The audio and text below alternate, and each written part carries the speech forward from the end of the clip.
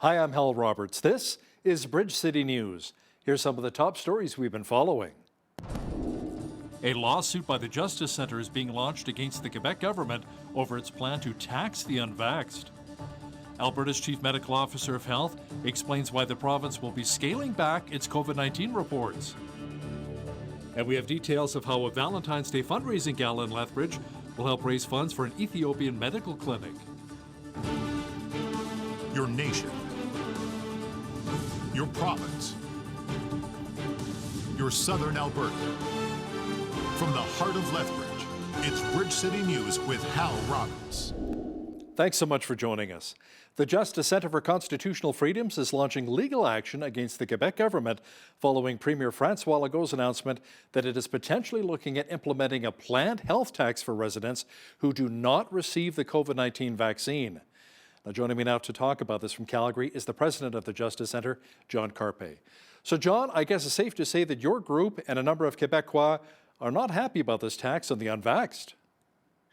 It's a blatant violation of the charter right to bodily autonomy.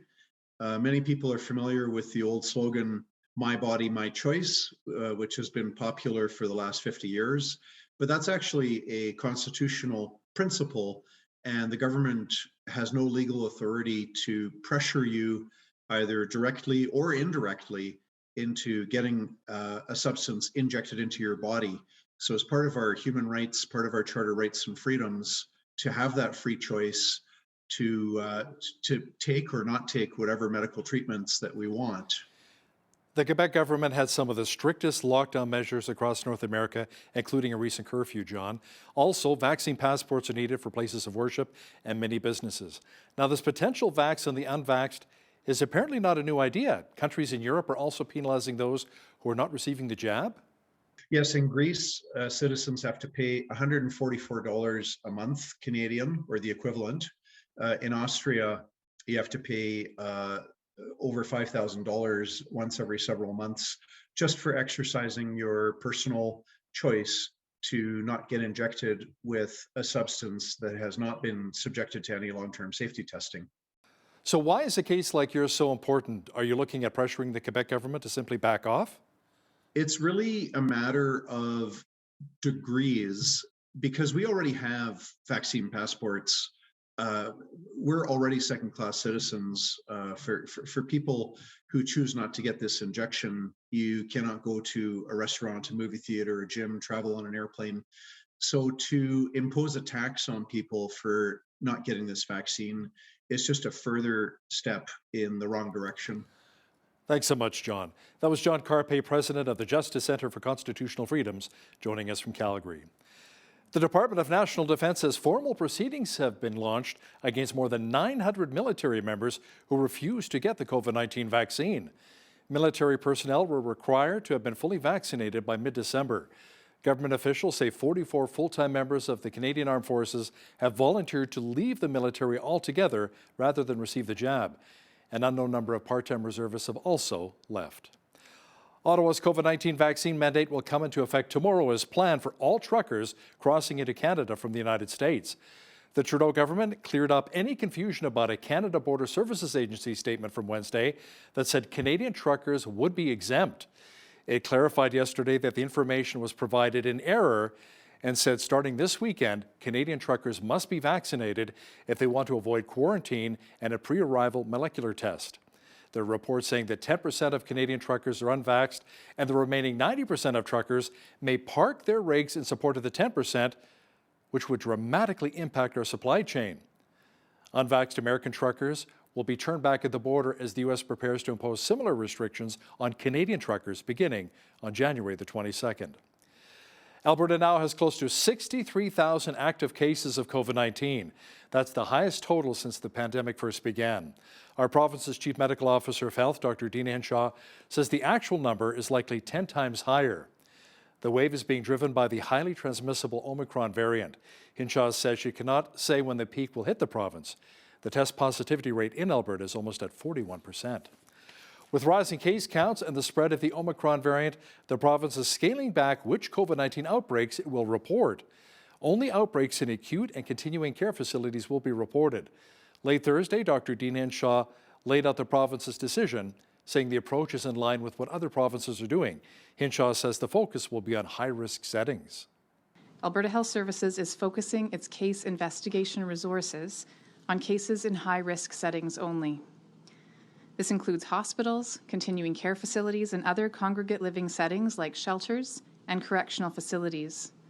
As a result of this shift, the public reporting of outbreaks will also change beginning tomorrow. Outbreaks in acute and continuing care facilities will continue to be publicly reported every Tuesday and Friday when there are 2 or more cases in the facility. However, we are no longer able to report on other outbreaks. Dr. Hinshaw says outbreaks at schools and workplaces will no longer be updated on the province's website. Alberta Health Services is laying off more employees. Around 200 part-time and casual food service workers will be losing their jobs as the province looks to hire private contractors to do the work. The layoffs will affect workers in both Calgary and Edmonton. The Alberta Union of Public Employees says the decision is heartbreaking and notes this follows layoff notices that were sent to laundry workers across the province. Well, the warm temperatures continue for much of southwestern Alberta, a nice reprieve from the sub-zero values we experienced a couple of weeks ago. Jeanette Rocher is here now with a sneak peek of the weather forecast. Jeanette, it appears as though a nice weekend is shaping up.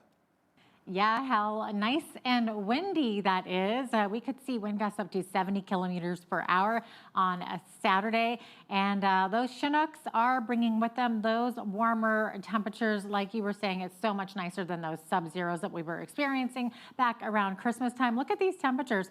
We're going to be seeing a high of 8 degrees on Saturday. That should continue into the rest of the weekend and early into next week. I will have more details coming up later on in the newscast. Great, thanks so much, Jeanette. So far this winter, yes, we've experienced Chinooks and extreme cold temperatures. Now, when it comes to climate change, is most of it man-made or is it more natural and cyclical? Michelle Sterling with Friends of Science joined us recently on Bridge City News and gave us her thoughts. Well, that doesn't mean that humans have no impact on climate change, but it definitely means that a carbon tax, building wind and solar farms, will not do anything to stop these kind of events. We instead need to be prepared. And if we're building on a floodplain, we need to properly build those dike systems, and we have to build for the likelihood that there will be this kind of condition. Catch the full interview with Michelle Sterling with Friends of Science, who will also talk about if the ice shelf is melting or growing in Canada's Arctic. That Q&A is coming up after business news. After her son passed away from a drug overdose, a Southern Alberta mom is doing her part to change how the province handles overdoses. As Angela Stewart explains now, this mom says she doesn't want other parents to experience what she went through. Recovery is possible. It's just not possible when people die before given the opportunity to make that choice. It was October 2nd, 2018, when Laurie Vrabrosh's world turned upside down, hearing the news that her youngest son, Mitchell, had passed away from a drug overdose. Mitchell had been celebrating his first big paycheck from a month-long job that he had. Came home, made his brother and his girlfriend and children, picked them up all dinner and went to bed and never woke up. 14 hours later, Mitchell's body was found by his older brother. Pretty devastating, the worst day of all of our lives. Almost 4 years later, this Southern Alberta mother is now part of a national-wide group, Mom Stop the Harm, and is taking her grief and turning it into activism. It's a way of, I guess, expressing our grief in positive ways with the hope that perhaps we can save other people. It is despicable. I think it's disgusting. Following the loss of her son, Vrabrosh wants more than ever to see change with the opioid and overdose problem within the province, especially after funding for the Lethbridge Safe Consumption site was axed and the site was eventually closed in 2020. It's disgusting that any leader would not be compassionate and would not embrace opportunities to help people stay alive. Vrabrosh believes the UCP government should be doing more to combat the issue surrounding opioids. Why not embrace strategies that do work and evidence-based solutions that keep people alive and allow them a chance to recover? Moving forward, Vrabrosh hopes to see more consumption sites open up province-wide and treatment centers for people suffering with addictions. For Bridge City News, I'm Angela Stewart.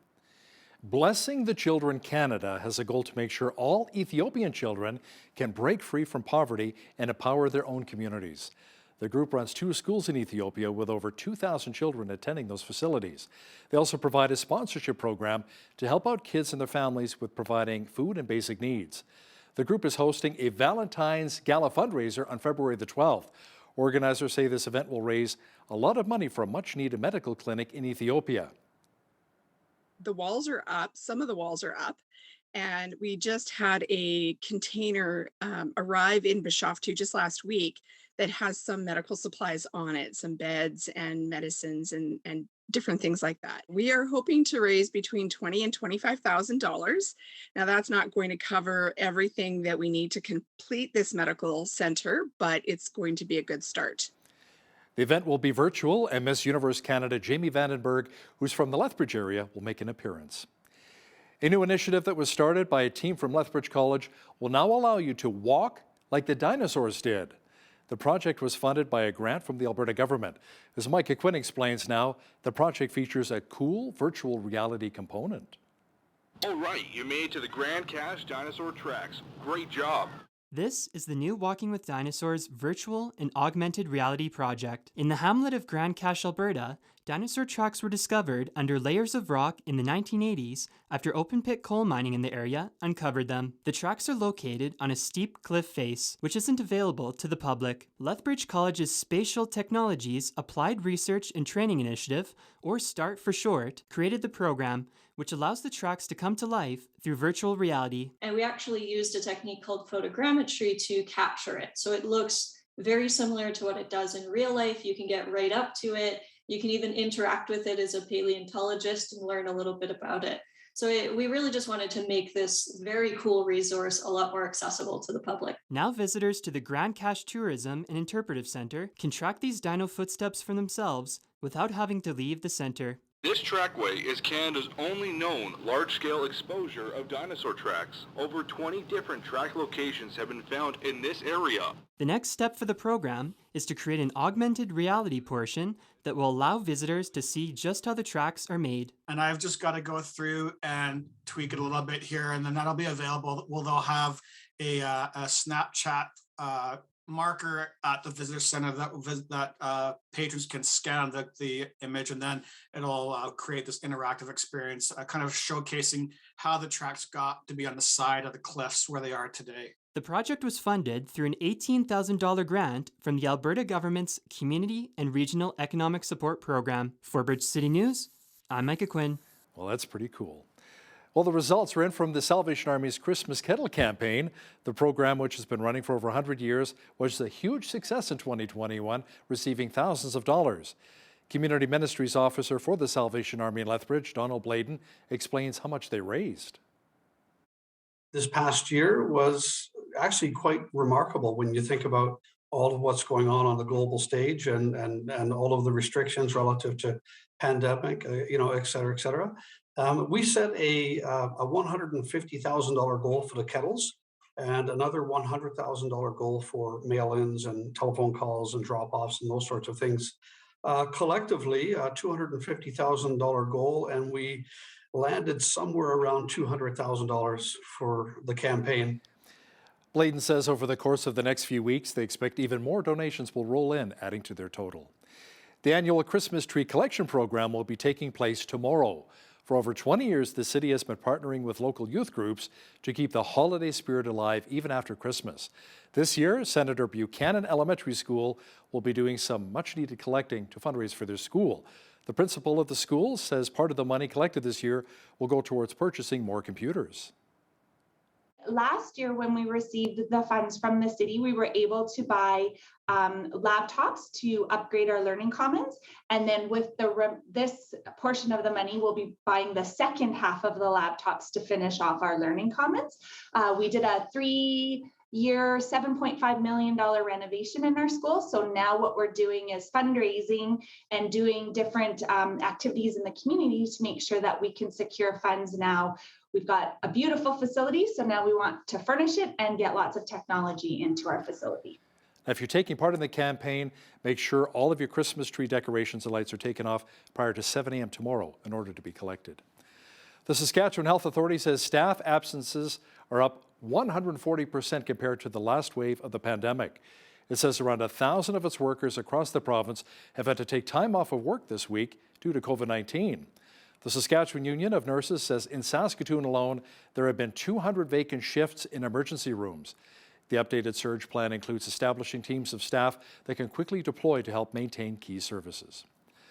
Schools in Manitoba will no longer notify close contacts of people with COVID-19 infections when students return to class next week. The province's transmission of the Omicron variant makes contact notification for individual cases less effective. Schools are to now monitor staff and student absenteeism rates and self-reported COVID-19 cases. If case counts or absenteeism rise in school, health officials may recommend rapid antigen testing or a reduction in certain activities. A new winter activity has come to Winnipeg with ice bikes that can be used on the winter city's frozen rivers. The co-founder of Spark Rentals Ice Cycles says he was inspired to bring the icy activity to Canada following a trip to northern China. It's really interesting. Actually, all started about 6 years ago. I was traveling on a trip around the world, and part of that trip took me to northern China. And a lot of people don't realize that China actually gets cold, similar to Canada, and they have these ice bikes there. So I saw them for the first time, and it was just one of those things that, like people see them now, it's just you want to try them out. So we rented a few of them, we raced them, we took them around this frozen pond they had, and I took some pictures, and I thought, we need to bring this to Winnipeg one day. And I kind of sat on the idea for a while. Once the pandemic came by, with my event rental equipment business, with weddings, corporate events, everything slowing down during the pandemic. This was last January. Manitoba was in a code red. So there wasn't a lot going on, and I looked for a bit of a pivot, but not only for the business, but personally, because we couldn't do anything. We couldn't go to restaurants, we couldn't see friends, we couldn't go to movies or anything. So I'm like, this is the perfect activity to get outdoors. We had these ice bikes in the summer. We couldn't even test them anywhere. Arenas were closed. There was nothing outdoors we could do. So we had them. We were very anxious. Eventually, once restrictions loosened a bit, we got some ice time to try them out. And we liked what we had with the product, and then we kind of moved forward with putting that larger order for the rentals and as well as our retail and wholesale side of things. What a cool idea, ice bikes. You don't have to worry about the winter tires. Well, a lot of our snow and ice has melted here in southwestern Alberta. The warmer temperatures we've been experiencing in Lethbridge will continue into the weekend. A full look at the weather forecast is coming up.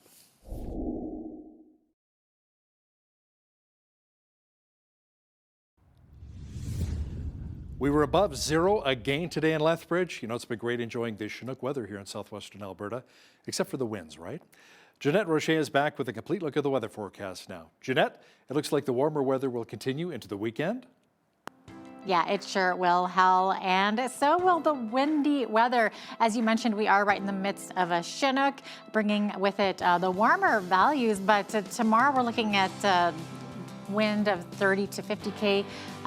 Same thing for this evening. We're looking at wind gusts up to 70 kilometers per hour, but nice temperatures though. Into Saturday, we're looking at a high of 8 degrees. Sunday, sunshine and 5 degrees, 9 degrees on Monday with sunny skies. Now, some precipitation should be developing overnight on Monday night in the form of either rain or snow. We're looking at a chance of flurries on Tuesday with a high of only -9. That's quite a drop there. -7 the high for Wednesday and back up to 9 degrees on Thursday. So we're going to see that real dip in temperature come midweek next week. Now, the average high for this time of year, -2, -14, the average low. 12 degrees was where we were at back in 1942. That looks like a Chinook to me.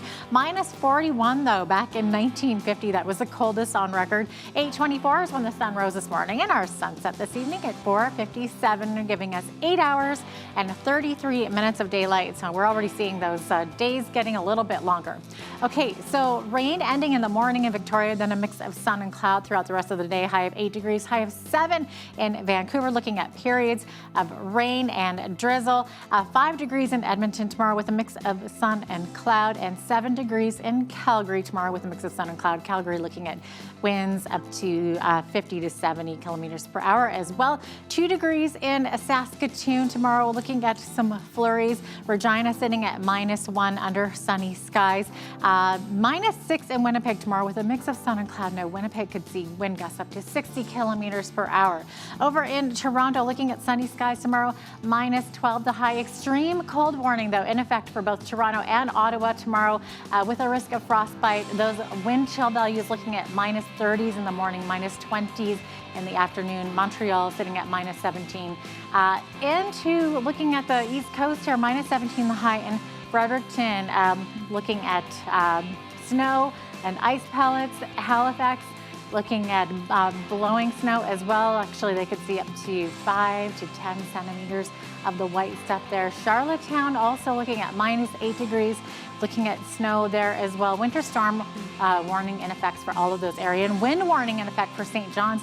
They could see 90 to 100 kilometers per hour winds tomorrow, and quite a bit of rain as well expected for St. John's tomorrow. So there you go. That is your forecast.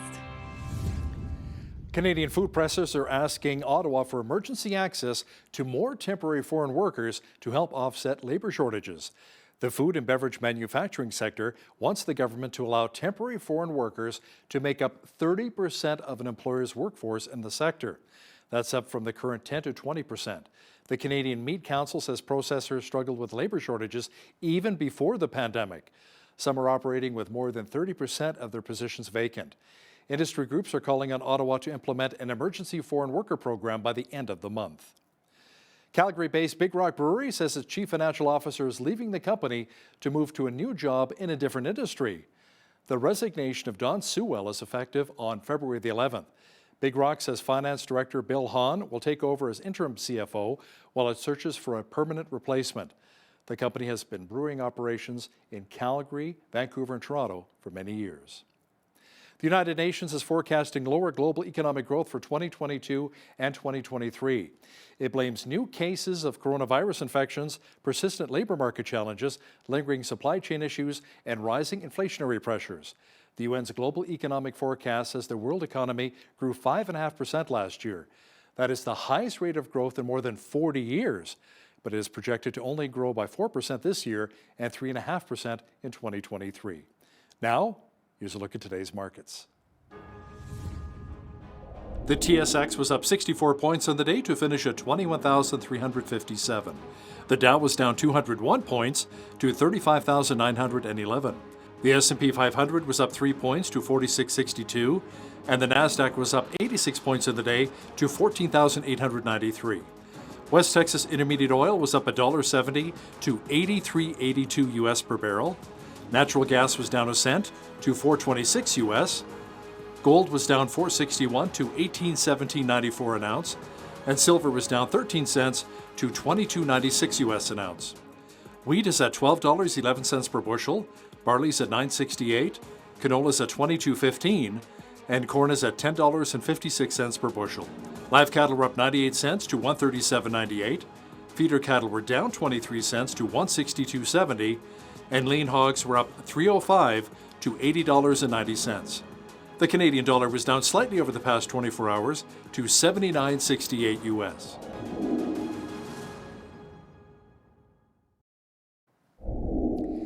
Recapping one of our top stories, the Justice Centre for Constitutional Freedom says it is launching a lawsuit against the Quebec government for its plan to tax the unvaxxed. Justice Centre President John Carp says the proposal by Quebec Premier François Legault is an assault on the fundamental rights and freedoms of Canadians. Is climate change man-made, or is it a natural phenomena and cyclical? Michelle Sterling with the group Friends of Science will give us her thoughts next.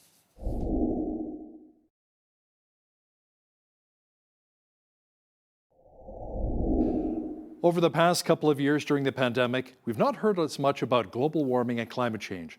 However, we've been shocked by a lot of the floods and fires in British Columbia. Here in southern Alberta, we've had extreme heat and drought this past summer. These events are hard to experience and as well hard to forget. People look for answers during events such as these, and we question the source. Are they natural occurrences and cyclical weather patterns, or are they man-made? Joining me now to talk about some of the issues is the communications manager with the Calgary-based Friends of Science Society, Michelle Sterling. Michelle, thanks for joining us here on Bridge City News today. My pleasure. Thanks for having me on the show. Absolutely. First of all, can you give kind of a brief snapshot, a description as to what Friends of Science does? Yes, Friends of Science is a small nonprofit. We're run by volunteers. We started in about 2000, around the time of Kyoto, and it's made up of retired and semi-retired professional geoscientists, earth atmospheric scientists, solar scientists, and professional engineers. And at the time that the group was founded, They were concerned about Kyoto, which is kind of a forerunner to the Paris Agreement of today. And so they were concerned that the science seemed very skewed and the economics would be devastating to Canada. So the group thought, well, we'll just put together some briefs and send them off to people in power and, change their mind with facts. But here we are 20 years later, still fighting the same fight, trying to get some open civil debate on climate and energy topics. Well, let's talk a bit about your background, first of all. How did you get involved with Friends of Science? I've always been involved in communications, and I was writing op-eds for the Red Deer Advocate at one point, and prior to that, I'd worked at Alberta Environment. I was tracking the tar sands campaign and saw that a lot of that was moving toward a climate influence, if you like. And so one of my former broadcast colleagues, an executive from the former ITV, contacted me and said, hey, you should get hold of Friends of Science. They can give you some of the climate change info. And by the way, maybe you would be a good PR person for them. So that's how it rolled out, and the rest is history. Now, before we get into some of the environmental questions, I want to chat with you a bit about coal. As you know, coal mining is a major impact here in the southern Alberta economy for jobs, but a lot of people are also quite concerned when it comes to selenium making its way into the Oldman River, impacting our water quality here. Now, the NDP began to phase out our coal, but your group has a lot of information about how Alberta coal is actually not a major polluter. Can you explain? Yes, well, we were quite opposed to the NDP coal phase out, largely because since I had worked at Alberta Environment, I knew that our air quality in Alberta is excellent most of the time. And we have very substantial environmental impact assessments for all these projects before anything goes ahead. And so, I think environmentalists try to paint the scenario as if they're the only ones defending the environment when, we had about 1,200 people working for Alberta Environment when I was there, many of them scientists. So, first of all, Alberta coal is very high quality. It's low sulfur, it's surface mineable. So that means that reclamation is quite easy to do. And some of the places that have been restored have been turned into very nice recreational areas. And also, it's really a hedge against what we're seeing in the world right now to have coal, which is basically price stable, and we own 800 years of it here in Alberta. And to be abandoning that when we see natural gas prices are spiking worldwide, there's a supply problem. The UK people are facing thousands of pounds, dollars, of costs for their energy this year. Most people will be pushed into heat or eat poverty, and that's affecting us too. That energy crisis will hit us too. And what have we done? We've phased out our coal plants, which provide affordable, reliable power, and we have the energy supply here. And now we're buying coal power from Montana and Saskatchewan and putting another burden on taxpayers because that money leaves the province. And further to that, the irony is that many of the health unions were very adamant in the coal phase out campaign. But what does modern medicine entirely rely on? Electricity. And it needs affordable, reliable, high quality, meaning no dips and surges, because that will set all the equipment off. All that specialized equipment has to be calibrated.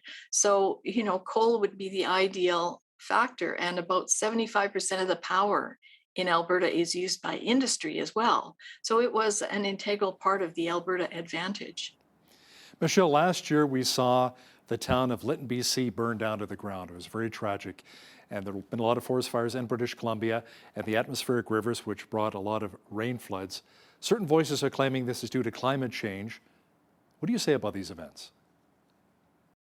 Well, the town of Lytton has sadly burnt down about 4 times before in history. So when people tell you that something is because of contemporary man-made climate change, first thing you should do is look at history and see if it's happened before.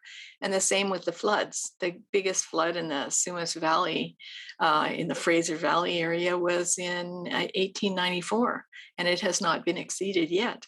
So, the atmospheric rivers are associated with what's called the Pineapple Express, and it's a change in the jet stream where the subtropical jet stream picks up a lot of water from the ocean and carries it, literally like picking it up in a big aerial bucket and throwing it on land when it reaches landfall. And if you look historically, there's a Scientific American article on Sacramento, where in 1861-62, they had 43 straight days of rain.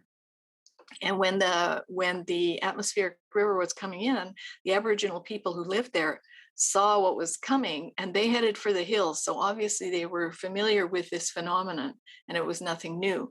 So, that doesn't mean that humans have no impact on climate change, but it definitely means that a carbon tax, building wind and solar farms, will not do anything to stop these kinds of events. We instead need to be prepared. And if we're building on a floodplain, we need to properly build those dike systems, and we have to build for the likelihood that there will be this kind of condition. Of all of the climate change or global warming predictions from the government, have any actually come true? No. No, none of them have come true. And really what people need to understand is that the definition of climate change, according to the IPCC, is it's a change in the state of climate that can be identified by statistical means that occurs over a period of decades. So these are all singular events that we've been talking about. These are not decadal events where the same thing is happening year after year over decades. So that's not evidence of climate change. These are extreme weather events and they're integral to climate. We have a whole presentation on that by Dr. Kandekar on our website under our events. And we do have another report by Robert Lyman, who was a federal public servant for 27 years, and he was also a diplomat for 10 years. And he calls it When Climate Prophecy Fails, and showing that none of the prophecies support the claims of the climate emergency. And we have another report called A Confluence of Carbonbaggers, which shows that most of the big climate movement is related to people who want to establish cap and trade systems worldwide and make you pay for it. So it's all about following the money, as my father used to say? Is that what it is? Yes, that's a very, very big part of it. A very big part of it. And one of the challenges, of course, in predicting what will happen is that the climate community, the scientists, use what are called climate models. They're not like model toys where you maybe get a submarine and it's 1/32 of the size or 400th of the size of an actual submarine. These are computer models, they're simulations. And the IPCC itself said in one of their early reports, and let me just read this quote: "In climate research and modeling, we should recognize that we're dealing with a coupled, non-linear, chaotic system, and therefore long-term prediction of future climate states is not possible." So, if it were a linear system, it would be like dominoes. You could say, oh, there's a whole bunch of human-caused global warming from this plant, and boom, boom, boom, over here, we're seeing the effect of climate change because of that. But it's not. It's a very complex system with many complex dynamic interactions of the sun, the ocean, etc. So I sent you a little diagram that Professor Henri Masson made, that he's a complex systems expert, and it gives you a sense of, wow, so many elements. Who could predict the outcome? Michelle, we recently had a professor from the University of Lethbridge talking about seeing the ice shelf shrinking in Canada's Arctic, but there's also been information that the ice pack is growing in the Arctic. So which is it? Well, the Arctic is always a kind of a funny place to explore in terms of the sea ice, because it's really like a big ice cube sitting on top of moving currents, warm and cool currents. And so we have a short video on our website, on our YouTube channel, with Dr. Ian Clark, who discusses the Holocene hypsothermal and how about 8,000 years ago, the Arctic was ice-free and all the polar bears were fine. So obviously some of these things are cyclical.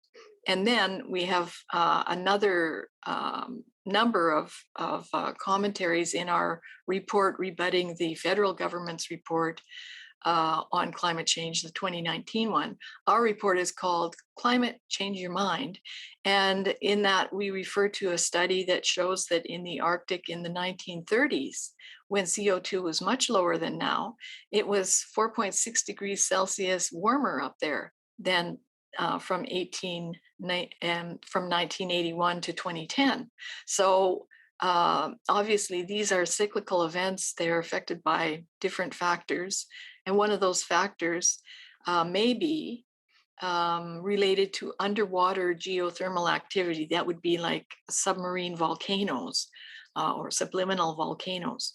And we have some posts by Professor Wis Yim, who shows that, you know, like right now there's the big Cumbra Vieja eruption in La Palma in the Canary Islands. Well, that kind of volcanic activity way down there may lead to heat going into the Gulf Stream, which then goes up into the Arctic. And that would affect the sea ice variability. So, you know, people could have a look at that. So again, you know, there's so many factors involved, like, you know, a carbon tax isn't going to save the polar bears. In fact, they're doing quite well. Michelle, the energy sector has been hurting for quite some time in our country, and especially here in Alberta. Would you consider the efforts to keep Alberta petrochemicals out of the market part of efforts to protect our environment, or do you see maybe a different motivation? Oh, I see it as a green trade war. There's no doubt in my mind. I think if you look at Matthew Nisbet's work, he's a professor of communications. He's followed a number of the major philanthropies. Many of them are based in the States, but some are in Switzerland and Europe. And they've been pumping at least $600 million a year into environmental groups. And these environmental groups, of course, have claimed, oh, you know, that the tar sands is a carbon bomb and stuff like that. And I think that it's been very useful for the renewables industry to use the portrayal of the Alberta oil sands, which look pretty dirty when you see that aerial view. You know, that this is a representation of dirty energy, whereas wind and solar is presented as if it's clean, when in fact wind and solar is made from tons of coal, lots of natural gas, and barrels of oil. It couldn't exist without oil, gas, and coal, but it's been a useful marketing tool. So to my mind, you know, we're in the top 10 exporters of oil in the world. Our competitors are just laughing all the way to the bank while we shoot ourselves in the foot. Michelle, anthropomorphic climate change sounds kind of like a strange phrase, but can you really explain what it means?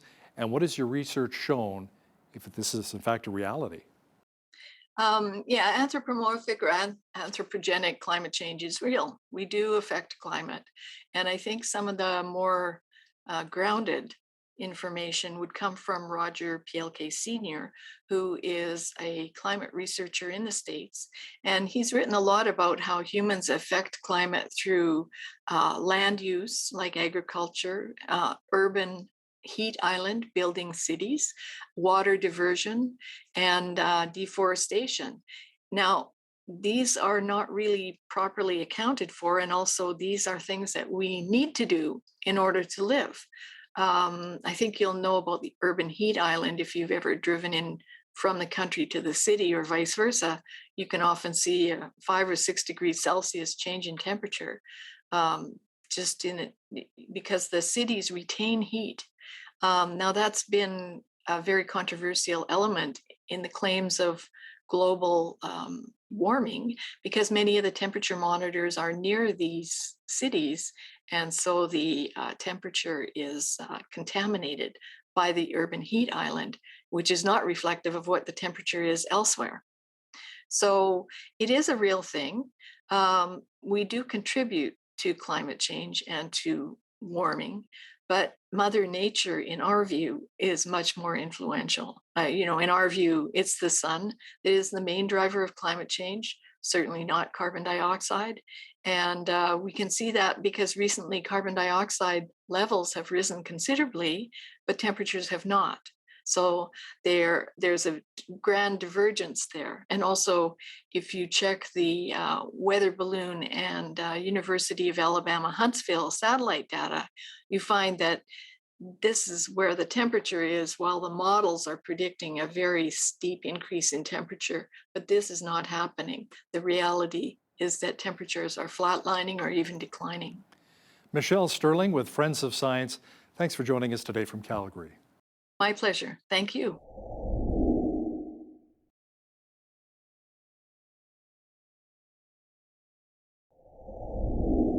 Our society has been undergoing a lot of change over the last number of years, and one of those changes has been labeled as cancel culture.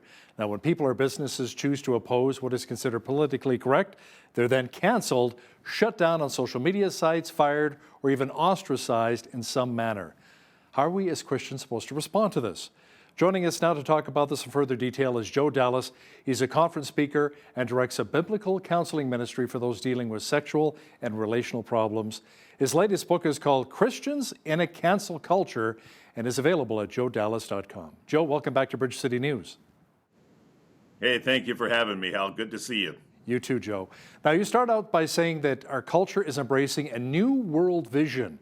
Can you explain? Yeah, it's the vision of a crusade. From my perspective, we got a crusade going on that is basically fueled by the cultural elites and voices, news media, entertainment industry, academia, psychiatric industry, and all of them have basically linked arms to fuel a basic crusade to convert us. And that converting us means basically converting our understanding of marriage, sexuality, life in the womb, racism, social justice. And like all crusades, it's got the goal of either converting the infidels or silencing the infidels. And in this case, the infidels are those of us who hold to traditional Judeo-Christian positions on these issues. And I think the irony of this is, Hal, I don't know any Christian who wanted to start a fight. I mean, we have generally had what you would call a live and let live attitude, but the culture seems to be saying, well, we have shifted in our views, so now it's your turn to shift as well. And with our backs against the wall, we're saying pretty much what Peter said when he was commanded not to preach in the name of Jesus. And he replied, well, hey, whether or not it's right to obey you over God, you decide. But for my part, I can't go where you want me to go. I have to speak what I have seen and heard. So I think this is where we are. We are not interested in fighting a battle, but we are interested in defending what we believe and defending our right to express what we believe. That we are interested in. So many people like you agree, Joe, that the pendulum has swung way far way to the left. How can we bring it back more to the center or even back to the right? I'm not sure that we are going to see the pendulum swing back toward the center or to the right. Of course, I've got my druthers as a social conservative as well as a doctrinal conservative. I would love to see that happen. But regardless, we have to remember what our primary responsibility is. It is to be the voice of the ambassador. The ambassador is sent by the sender with a message of reconciliation. In our case, it's a message of reconciliation to God. That we have to keep in mind, because regardless of the way the political pendulum is swinging, we have to stay faithful to our initial calling. Now, having said that, I think the irony is this. We probably could see a shift towards more conservative policies if we do emphasize the need to first live according to Judeo-biblical principles ourselves and be consistent and thereby establish more credibility, and then learn to more reasonably express those principles. Because I really believe one of the reasons we've seen the social, cultural, political pendulum swing to the left is because so many people from the left have cleverly convinced the public that Bible-believing Christians are haters. And instead of just saying, oh, no, we're not, that's wrong, we love all people, I think we're at a time now we need to learn to reason with people more and start asking the relevant questions, such as, how do you define hatred? How do you feel my speech and my mannerisms make me a hateful person? How do you determine what is justice? And how do you determine that what I am doing or teaching is unjust? I think we need to get better at conversations, and I think we need to get better at reasoning with people as apologists would do. I really think this is the season of the apologist. We always need the preacher, we always need the evangelist and the teacher, we always will.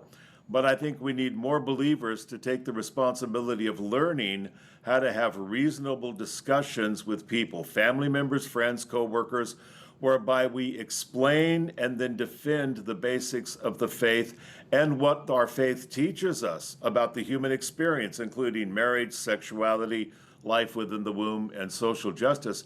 Because I think at a grassroots level that can and does effect change, and change of that sort absolutely can swing the pendulum more towards the center or even towards the right. That's not the ultimate goal, that's not the top goal, but it sure would be nice to see that happen, I gotta say. You know, Joe, what I find very interesting as well on Twitter, we spend a lot of time on Twitter with Bridge City News, and I see these nameless and faceless accounts, you know, people who are trolling on Twitter, and it says right beside their Twitter profile, love is love, I can't stand hatred, I have no time for hatred. And then I read their tweets and it's all filled with vitriol and hatred towards the right and Christianity. So I call them out on it. I'll do a screen capture and I'll tweet it to them saying, I thought you were against hatred. What's with all this hatred? And then I never hear a thing after that, or maybe I'm blocked. Now, Joe, the last few decades, the left has pushed for tolerance and diversity, but you suggest that they may no longer be the primary issues.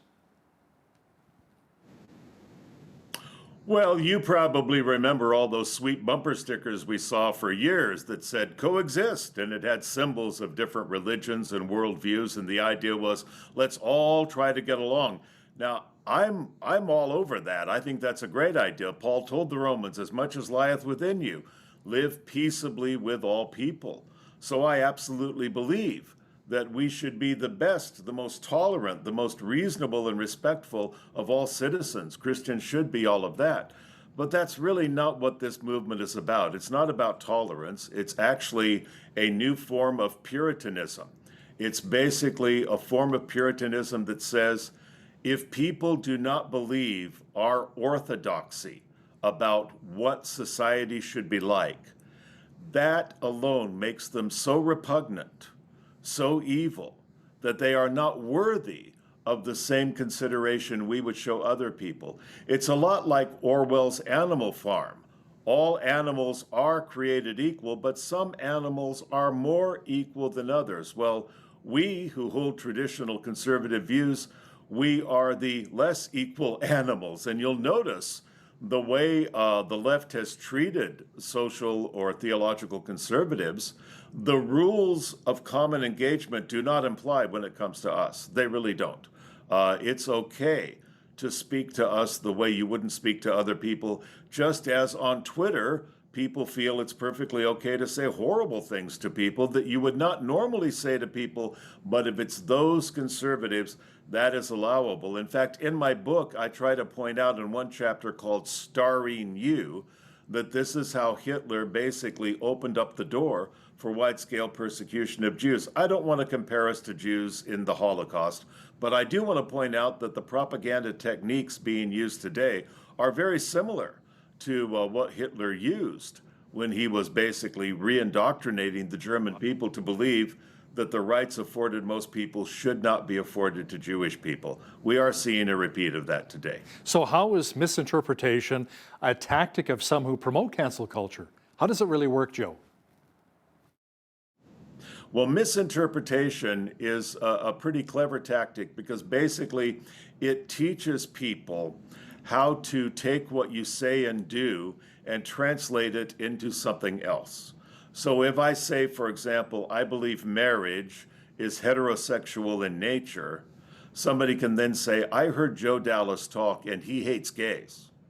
Well, if Joe Dallas hates gays, Joe Dallas is a jerk. If Joe Dallas is a jerk, Joe Dallas should be silenced. Let's pass a law against Joe Dallas. That's how it works. All you have to do is twist what someone is saying into something that will get people excited. Now, Hal, as you know, if you just say, I think that group is stupid, I think they are weird, I think they are wrong, nobody's going to get all stirred up about that. Why should they? But if you say that group is dangerous, that group causes damage to society, that group hurts people, now people are going to say, oh, well then we need to pass codes against those people. We need to silence those people. We need to come against those people because nobody wants their children endangered. For that matter, nobody wants their gay friends endangered or their transgendered friends endangered. And so if you can convince the public that a traditional conservative reading of Scripture leads to dangerous practices, then the public will be behind you when you start passing laws against conservative Christians, laws that stifle their freedom of speech or stifle their freedom of religion. Nobody is going to defend a bigot.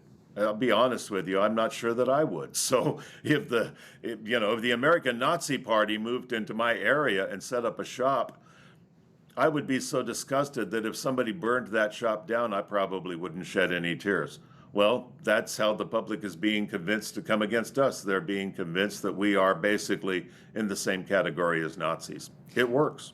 You know, that actually brings up another interesting point. Can you share some of the points you actually make in your chapter, Why the Hostility? I point out there seem to be three primary reasons. One has to do with convenience. When people hold a biblical viewpoint on life, marriage, sexuality, racial justice, or the means to salvation, they will become an inconvenience to groups who want to promote different viewpoints on those issues. So whenever the gospel is manifest or preached or expressed, somebody will be inconvenienced. We certainly saw that when Jesus was preaching and teaching, and much of what he taught was an inconvenience to the scribes and the Pharisees. It certainly challenged their beliefs and their powers. And I think that today, much of what we teach and preach as believers is an inconvenience to the transgender movement, the gay rights movement, the pro-abortion movement, not because we're trying to make trouble, but because we hold definitions and beliefs that are inconvenient to their goals. Their goals are to convert the public to a new way of thinking. We are preaching a different way of thinking. That makes us inconvenient. That's one problem. Another is a problem of conscience. Oftentimes, if you take a stand for something, you cannot help but also be taking a stand against something. If I am for the life in the womb, I have to be against abortion. If I am for the concept of individual responsibility, then I am going to be against the critical race theory, which holds an entire race accountable for the sins of ancestors rather than holding individuals accountable. Now, if people are pricked in their conscience by what you are saying, they have to make a decision. Either they will just ignore you, or they will yield to what their conscience is telling them, or they will try to silence the person who is saying what their conscience is also saying. Full disclosure, Hal, I spent about 6 years as a gay activist in the late 70s, early 80s. And during those years, I was trying to convince myself that God approved of my sexuality and the way I was expressing it. Whenever I heard a Christian say something contrary to that, I wanted to silence that Christian because I was hearing from that Christian what I was trying to ignore from my own conscience. And this, I think, is what got Stephen killed when he preached a terrific sermon that indicted Jewish leadership for the killing of the Messiah. Well, they were, according to Luke's account, pierced in their own conscience, and so they attacked him and killed him. And finally, then there is the issue of conviction. I mean, true conviction. There are true believers. There are people who really are convinced that the traditional Christian viewpoint, the biblical viewpoint on these issues, is dangerous and should be stopped. Now, they're wrong, of course, but they are very sincere, though sincerely wrong. They're as sincere as Taliban fighters who destroy lives in the name of what they believe. Saul of Tarsus was a true believer, wasn't he? I mean, he certainly believed in his cause, even though he was completely wrong. So I think you have those three elements, but let me add one more while we're talking about it, and that is the need many people have for a cause. There's conviction and there's conscience and there's convenience, but there's also cause. I really believe, Hal, that people, especially young people, are hungry for a cause which is noble, a cause in which you fight the oppressor and fight for the oppressed. And people are so hungry for that that if you tell them, okay, I have a cause for you, the Christian church is full of hateful people who preach hateful things. And as a result of their hateful preaching, gays and lesbians are hurt, transgenders are hurt, women are hurt, racial minorities are hurt, people are hurt. Well, people who are susceptible will say, okay, sign me up for that cause. I will come against the church. I will come against Bible-believing Christians because they are the oppressors and I want to defend the oppressed. And I think that is happening because this is a time of real intellectual laziness. I mean, people just do not check things out. They jump on bandwagons without examining the claims of the bandwagon. And because of that, I think a lot of people are jumping on the cancel culture bandwagon without really checking out whether or not its claims are valid, all because they are so anxious to be part of a noble cause. They have not taken the time to examine whether or not the cause is really noble. That's why I think we see the hostility we see today. Joe Dallas is the author of Christians in a Cancel Culture, and you can pick up his book at joedallas.com. Joe, thanks for joining us today from California.